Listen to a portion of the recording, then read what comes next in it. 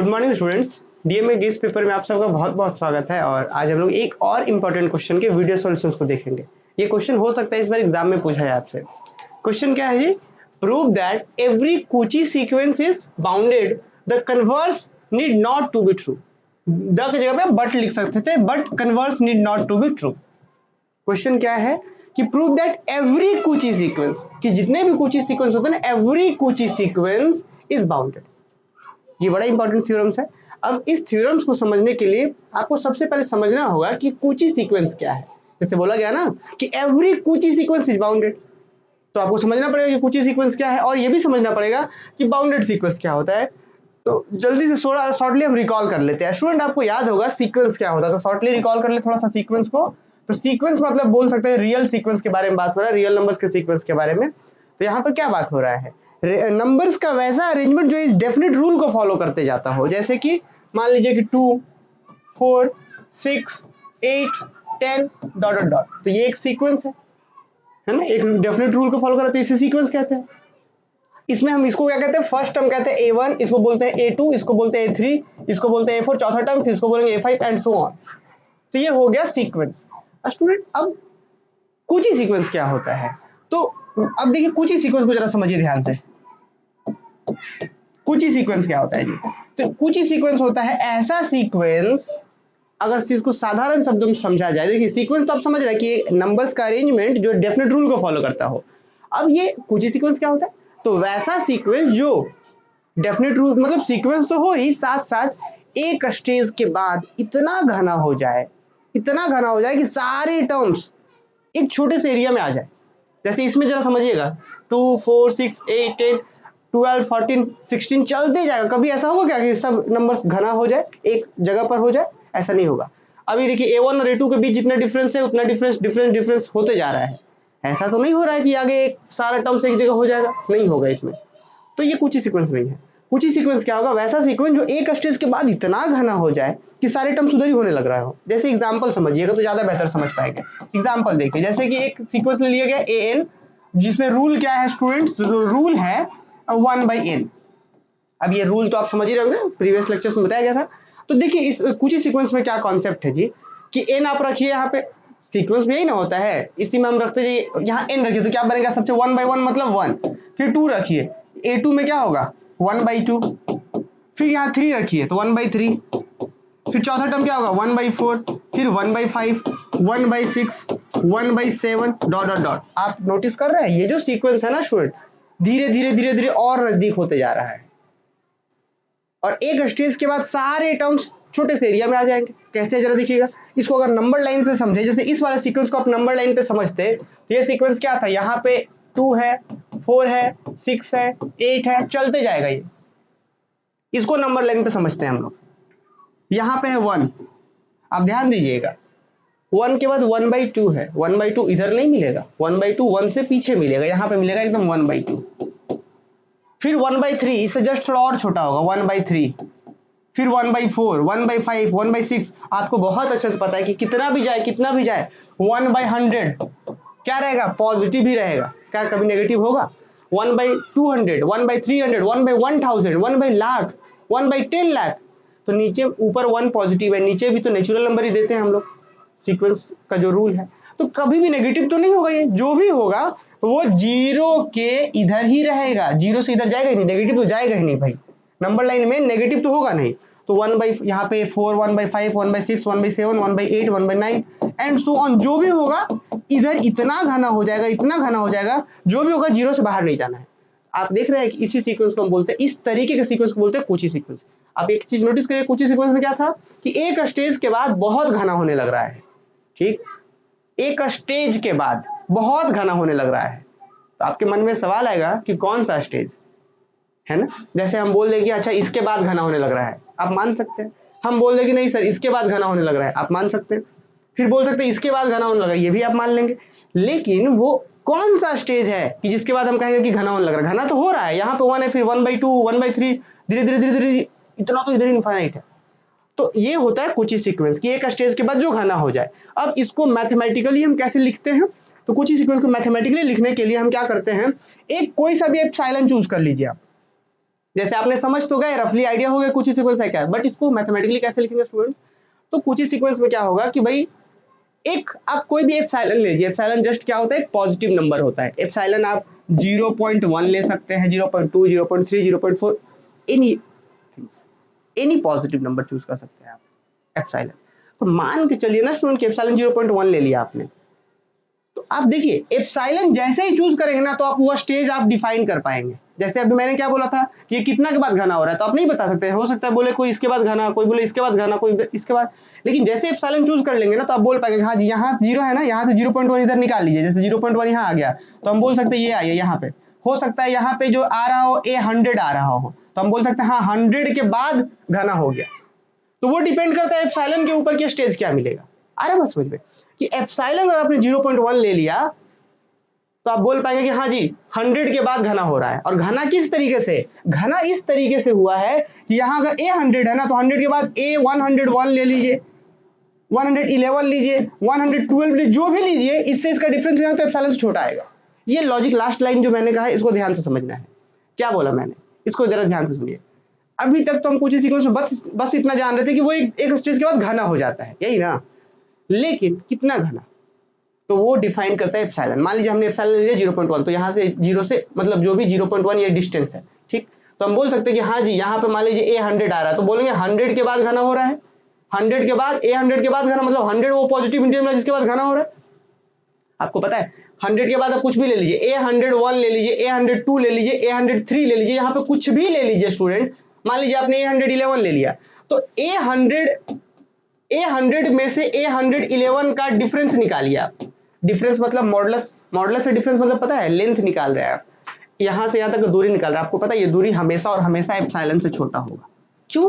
क्योंकि यहाँ से यहाँ तक तो पूरा का डिस्टेंस एप्सिलॉन था ना जी, और ये जो हम बात करें 100 के बाद इधर जो भी बात करें वो तो इसके बाद एक 111 इस तरीके से। तो यही होता है कुछ ही सीक्वेंस को जब मैथमेटिकली हम लिखते हैं तो हम क्या कहते हैं कि हर एप्सिलॉन के लिए, ध्यान से सुनिएगा, हर एप्सिलॉन के लिए चाहे आप 0.1 चूज करिए, चाहे 0.2 चूज करिए, चाहे 0.3 चूज करिए, एक स्टेज m मिल जाता है। जैसे यहाँ पे 100 मिला था कि एक स्टेज m मिल जाता है, और ये m इस तरीके से मिलता है कि m से बड़ा कोई भी आप n लीजिए, m से बड़ा कोई भी n लीजिए, तो an और माइनस am का डिफरेंस निकालेंगे तो उसका लेस देन हमेशा एप्सिलॉन होगा। अभी आपने देखा ना, जैसे ये पूरा 0.1 था, तो यहाँ पे जैसे ही वो 100 मिल रहा था, 100 के बाद कुछ भी ले लीजिए, 101, 102, 103, 104, कुछ भी लीजिए आप इधर से, तो उसका और इसका डिफरेंस निकाल तो हमेशा एप्सिलॉन से छोटा ही होगा, है ना, क्योंकि भाई ये पूरा है और ये इसके अंदर का ही कोई पॉइंट्स ले रहे थे आप। तो इसीलिए बोला गया कि कोई भी एप्सिलॉन के लिए एक स्टेज m मिल जाता है कि जिससे बड़ा n लेने पर am माइनस an का डिफरेंस या an माइनस am दोनों एक ही बात है, क्योंकि मॉड के अंदर a माइनस b माइनस से बराबर होता है, तो an माइनस m का मॉडुलस लेस देन एप्सिलॉन होता है। तो यही तो आ कुछ सीक्वेंस का डेफिनेशन कि for every positive number epsilon there exist n positive integer m such that कि m से बड़ा बराबर n लेंगे तो an माइनस am का मॉडुलस एप्सिलॉन से छोटा होगा। अब एक बात बताइए, यहाँ पे तो आपने समझा कि 100, अब इसी 100 को हम 100 ना लेकर के यहाँ 101 वाला ले लेते हैं, 101 वाला, तो उस केस में आप क्या बोल पाएंगे पता है कि 101 भी और इसके बाद भी, तो उस केस में यहाँ पे इक्वल आ जाएगा कि 101 भी और 101 के बाद भी। समझ पा रहे हैं? जैसे यहाँ पे था तो इसके बाद का बात हो रहा था, यहाँ से बात करें तो ये भी और इसके बाद भी। तो इसीलिए बहुत से बुक्स में आपको m ग्रेटर देन इक्वल भी मिल सकता है और ग्रेटर देन मिलेगा, दोनों सही है। क्लियर? तो अब चलिए हम ये सारा कॉन्सेप्ट हटाते हैं, डायरेक्ट अब बात करते हैं कि कुछ सीक्वेंस क्या है जी। तो वैसा सीक्वेंस जिस मान लीजिए n कोई सीक्वेंस है, और अगर इस सीक्वेंस के लिए for every epsilon greater than 0 there exist m belong to set of integers, कोई भी सीक्वेंस जिसके लिए अगर हर एप्सिलॉन के लिए पॉजिटिव इंटीजर m मिल जाए और इस तरीके से मिले सच दैट, ये इस तरीके से मिले कि an माइनस am का डिफरेंस लेस देन एप्सिलॉन हो जाए, किसके लिए? For all n greater than m या ग्रेटर देन इक्वल भी हम बोल सकते हैं, वो डिपेंड करता है वो आगे पीछे पर। देखिए कोई सीक्वेंस है मान लीजिए n, तो for every epsilon greater than 0 there exist m, कि एक अगर स्टेज मिल रहा है और इस तरीके से मिल रहा है कि m से बड़ा बराबर n लेने पर an माइनस am का मॉडुलस एप्सिलॉन से छोटा हो रहा है, तो इस सीक्वेंस को बोलेंगे दिस इज कुची सीक्वेंस, है ना, ये कुची सीक्वेंस है। तो ये बात आपने समझा, आपने यहाँ पे एक एग्जांपल भी समझा कि 1/n जो था वो एक कुची सीक्वेंस था, क्योंकि हमने देखा कि भाई हाँ इसमें आप जो भी एप्सिलॉन लीजिए 0.1 लीजिए, 0.2 लीजिए, उसके लिए एक स्टेज मिल जाता है जिसमें कुछ ही सीक्वेंस हो रहा था वो। तो मुझे लगता है कि कुछ ही सीक्वेंस आप लोग समझ गए होंगे, और अगर आप समझ गए हैं तो चैनल को सब्सक्राइब भी कर दीजिए, और बाकी इस तरीके से और भी वीडियोस तो इस चैनल पर आते ही रहते हैं, तो मुझे लगता है कि आप सब्सक्राइब कर भी चुके होंगे, है ना। चलिए आगे बढ़ते हैं। ये तो था कुछ ही सीक्वेंस ही। अच्छा, अभी जो मैंने एक एग्जांपल लिया था 2, 4, 6, 8, इस तरीके से, ये क्या कुछ ही सीक्वेंस है? कभी ऐसा स्टेज मिलेगा कि जिसके बाद घना हो जाए? नहीं, तो दिस इज नॉट कुछ ही सीक्वेंस। इसको कैसे लिखेंगे जनरल रूल से? तो लिखेंगे 2 टाइम्स ऑफ n, ऐसे ये है जनरल रूल इस सीक्वेंस का। तो मुझे लगता है कि आप कुछ ही सीक्वेंस समझ गए होंगे। अब एक बात आता है स्टूडेंट कि बाउंडेड सीक्वेंस क्या होता है। जैसे अभी ये जो सीक्वेंस हमने लिया था ना 1/n वाला, ये सीक्वेंस बाउंडेड भी है। पता है क्यों? देखिए 1, 1/2, 1/3 डॉट डॉट डॉट चलते जाएगा। आपको बहुत अच्छे से पता है कि इसका जो भी सीक्वेंस का टर्म्स है, पहला जो टर्म्स है वो है 1 यहाँ पे, A1 यहाँ पे है, A2, A3, A4, A5, A6 जो भी लेते जाइए वो 0 से पीछे नहीं होगा। तो मतलब हम बोल सकते हैं कि सीक्वेंस के जितने भी टर्म्स है 0 और 1 के बीच में ही है सारे। 0 भी हो सकता है, 0 या 0 के बीच में हो सकता है, 0 तो हालांकि नहीं होगा। तो जो भी होगा इस 0, 1 के बीच में होगा, तो हम बोल सकते हैं दोनों तरफ से बाउंडेड है, बाउंड्री डिसाइड है। जैसे ये बाउंड्री डिसाइड नहीं है इस वाले में, जैसे 2, 4, 6, 8, इसमें इधर से तो बाउंडेड है कि हाँ 2 से पीछे नहीं हो रहा है, लेकिन इधर का बाउंड्री डिफाइंड नहीं था, दिस इज नॉट बाउंडेड। इसको क्या बोलेंगे? बाउंडेड बिलो बोलेंगे, बाउंडेड एबव नहीं है। पर ऐसे सीक्वेंस जो दोनों तरफ से बाउंडेड हो उसे बोलते हैं बाउंडेड सीक्वेंस। आ रहा है बात समझ में? आइए तो अब बात करते हैं स्टूडेंट अपना इस क्वेश्चन पे वापस आ जाते हैं कि prove that every Cauchy sequence is bounded sequence but converse need not be true. कि जो भी कुची होगा वो बाउंडेड होगा ही होगा। कि जो भी सीक्वेंस, अगर आप कुची सीक्वेंस ले लिए, जैसे एक कुची सीक्वेंस मैंने आपको बताया था ये वाला, अगर आप कुची सीक्वेंस लेते हैं तो पक्का श्योर है बाउंडेड होगा। देखा था ना अभी आपने एग्जांपल, ये कुची भी था, कुची है तो बाउंडेड होगा भाई, ऑब्वियस है। तो यही मुझे प्रूव करना है कि कुची सीक्वेंस होगा तो बाउंडेड होगा। पर अगर बाउंडेड हो तो जरूरी नहीं है कि कुछ ही होगा। ये मुझे नीड क्या प्रूफ करना है? But converse need not be true, ये मुझे प्रूफ करना है। आइए स्टूडेंट इसको आगे बढ़ते हैं। तो जब भी हम प्रूफ लिखेंगे ना ऐसे थ्योरम्स का, तो हम लोग सबसे पहले क्या कर रहे हैं, यहाँ पे प्रूफ में लिख रहे हैं कुची सीक्वेंस। हम एक बार डेफिनेशन दे दे रहे हैं कुची सीक्वेंस का, और आप लोग डेफिनेशन समझ भी पा रहे होंगे। क्या लिख रहे हैं कि sequence an is said to be Cauchy sequence. आइए डेफिनेशन देख लेते हैं हम लोग, है ना। अब हम लोग कुची सीक्वेंस का डेफिनेशन भी देख लेते हैं। तो क्या है Cauchy sequence? A sequence an is said to be Cauchy sequence if for any epsilon greater than 0 there exists a positive integers m such that an minus m का modulus less than epsilon whenever n greater than equal m। क्या बात समझ पा रहे हैं? Clear? अच्छा, अब एक बात है, मुझे क्या प्रूफ करना है? To prove Cauchy sequence is bounded. हमें कुची सीक्वेंस को बाउंडेड प्रूफ करना है। तो कुची सीक्वेंस लेते हैं कि late an be a Cauchy sequence for epsilon equal to 1। अब जरा ध्यान से सुनिएगा, हमने क्या किया जी, हमने ले लिया कि late an be a Cauchy sequence, कि हमने मान लिया कि जो an है, देखिए जरा ध्यान से, सीक्वेंस को हम लोग इस तरीके से दिखाते हैं, और सीक्वेंस को दिखाने का ये एंगल ब्रैकेट से भी यूज करके दिखाते हैं। तो हमने मान लिया कि चलिए an कोई कुची सीक्वेंस है, हमने ऐसा सपोज कर लिया, कोई दिक्कत नहीं। अच्छा, अब आपको पता है कि अगर कुछ ही सीक्वेंस है तो 0.1 लीजिए एप्सिलॉन की जगह पे, 0.2 लीजिए, 0.3 लीजिए, कुछ भी लीजिए, एक स्टेज मिलेगा ही मिलेगा। तो हमने ले लिया एप्सिलॉन इक्वल टू 1। तो फॉर एप्सिलॉन इक्वल टू 1, अगर एप्सिलॉन 1 भी लेते हैं तो भी वो काम करेगा।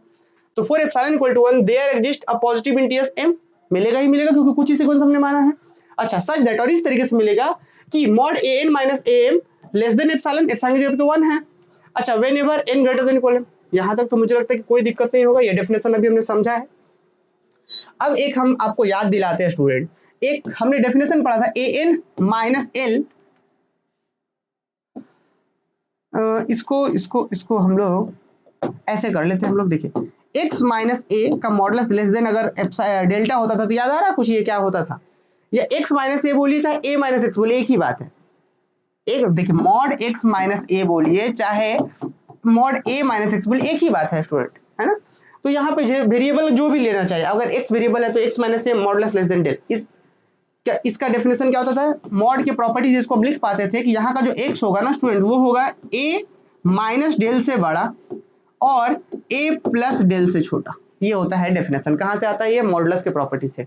x माइनस ए पॉजिटिव भी हो सकता है, x माइनस ए नेगेटिव भी हो सकता है, समझ रहे हैं ना। तो मॉडुलस के प्रॉपर्टी से आता है कि यहाँ a माइनस डेल, इस दोनों का डिफरेंस से बड़ा होगा वेरिएबल यहाँ का, और इस दोनों के प्लस से छोटा होगा ये बात क्लियर है।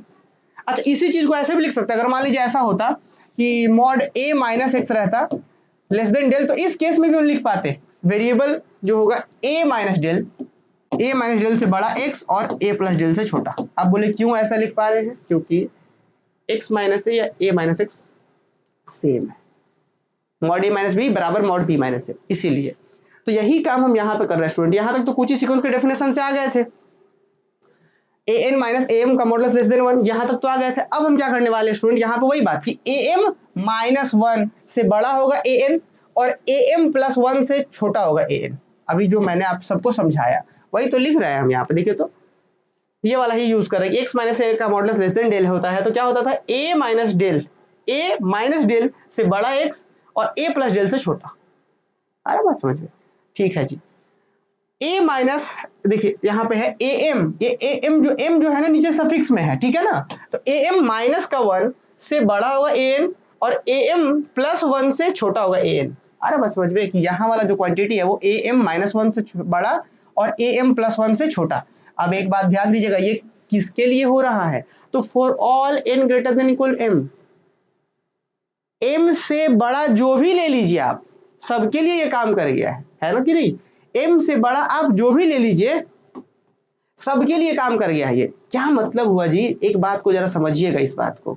यहाँ पे ये था जैसे मान लीजिए कि A1 A2 A3 dot dot dot A M minus 1 और ए एम, और इसके बाद तो A M plus 1 A M plus 2 dot dot dot.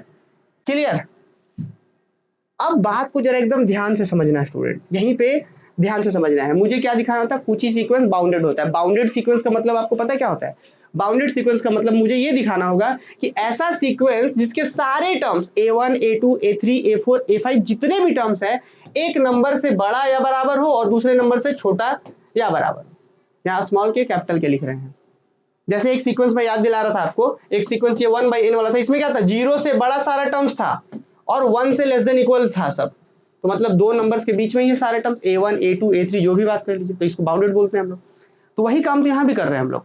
तो अभी तक हम कहाँ तक पहुंचे जरा याद करिए, थोड़ा सा ध्यान दीजिएगा। हमने कुछ ही सीक्वेंस लिया, कुछ ही सीक्वेंस के डेफिनेशन से हम बोल सकते हैं ये आएगा an माइनस एम का मॉडुलस लेस देन 1, एप्सिलॉन के जगह 1 लिया इसलिए, तो am में से 1 घटाएंगे, इससे बड़ा an और इससे बड़ा ये। लेकिन ये सब किसके लिए हो रहा है, तो m से बड़ा कुछ भी ले लीजिए ये काम करेगा।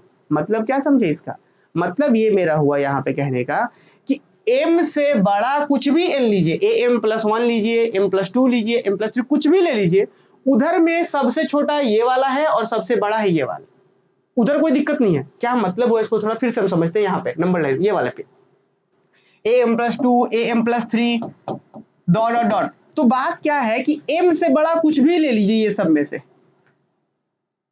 यही ना बोला गया है कि m से बड़ा n कुछ भी ले लीजिए, तो क्या ले सकते हैं आप, m प्लस 1 ले सकते हैं, m प्लस 2 m प्लस 3 कुछ भी ले सकते हैं ही ना। तो वो जो आएगा वो जो an होगा मतलब am प्लस 1, m से बड़ा वाला, m से बड़ा वाला जो होगा an मतलब ये जो लिखा गया वो am से बड़ा है, तो इधर में जो होगा am plus 1 am plus 2 am plus 3 जो भी होगा वो इससे बड़ा होगा और इससे छोटा होगा। क्या बात समझे,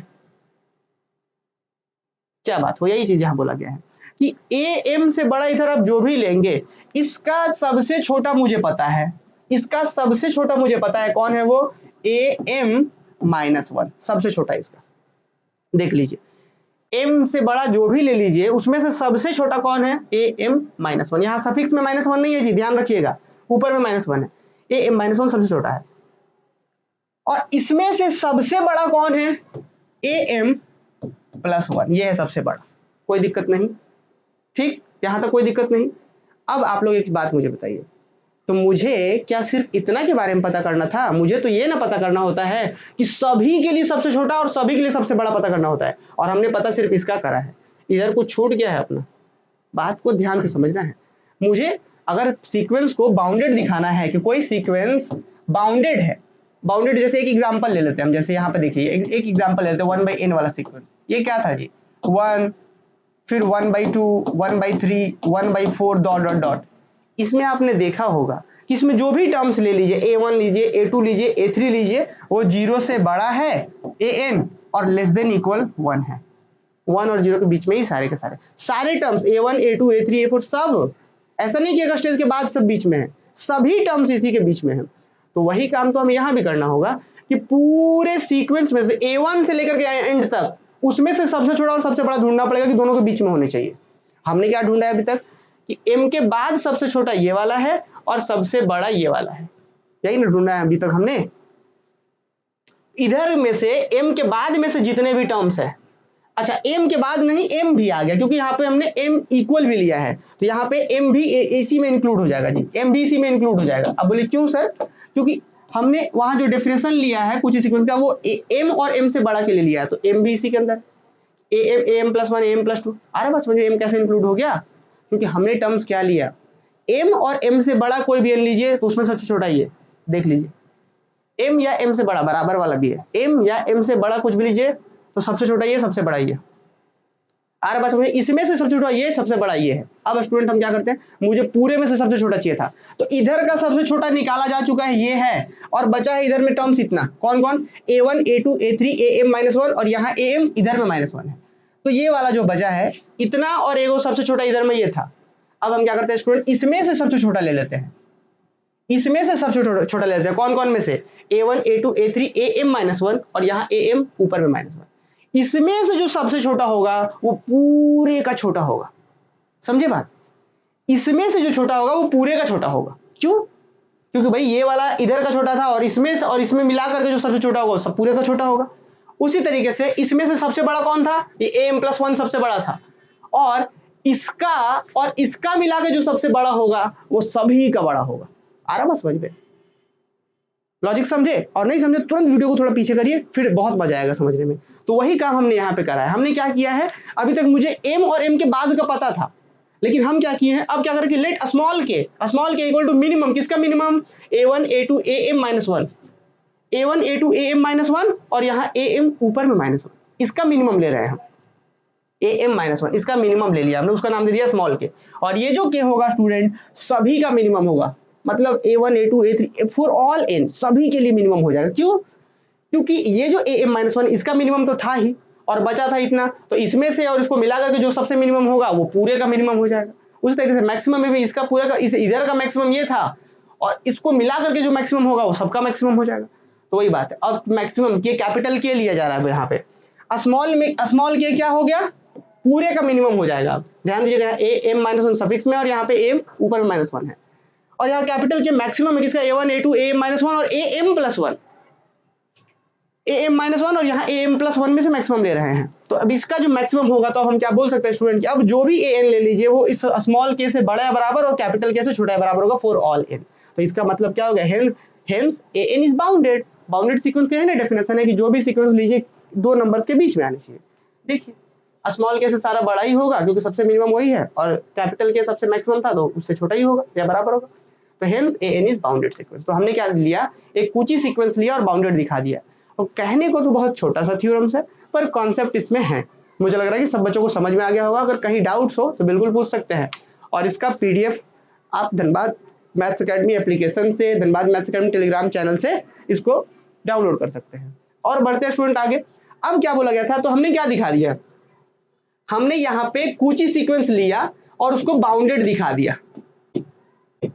अब क्या करते हैं स्टूडेंट, मुझे दिखाना था कि but converse need not be true, कि कन्वर्स हमेशा ट्रू हो जरूर नहीं है, मतलब बाउंडेड हो तो जरूर नहीं है कि वो कुची होगा। एग्जांपल जरा ले लेते हैं, तो क्या लिखना है कि the converse of the theorem need not true, the converse of the theorem need not be true. Need यहाँ पे कर दीजिएगा, need not be true. Need not be true कहने का मतलब कि हमेशा जरूरी हो, हमेशा सही हो जरूरी नहीं है।